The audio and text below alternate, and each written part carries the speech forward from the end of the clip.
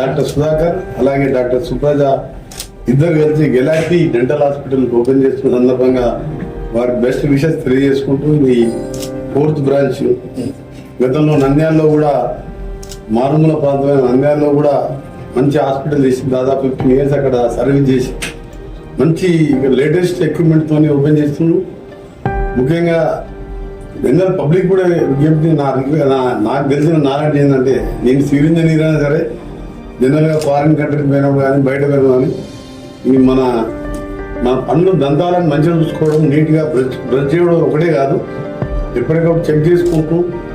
ముందుకు పోతే తప్పకుండా మనకు వచ్చే డిసీజెస్ తక్కువ ఉంటాయని నాకు తెలిసిన డాక్టర్స్ చెప్తుంటారు. అమెరికా కానీ బయటకు పోయినప్పుడు ఇక్కడ డాక్టర్స్ ఈ ప్లేస్లో కూడా ఇంత మంచి ఫెసిలిటీస్ మంచి ఎక్విప్మెంట్స్ పెట్టినందుకు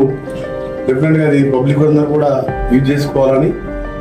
గవర్నమెంట్ పరంగా కూడా వాళ్ళకి ఏమైనా ఆరోగ్యశ్రీ దాంట్లో కావాలన్నా ఇంకేమైనా సపోర్ట్ ఉన్నా డెఫినెట్గా మీ అందరు కూడా ఎప్పుడు సపోర్ట్గా ఉంటాను. మీ డాక్టర్స్కు మీ స్టాఫ్ అందరు కూడా బెస్ట్ విషెస్. అలాగే గాంధీ గారు కూడా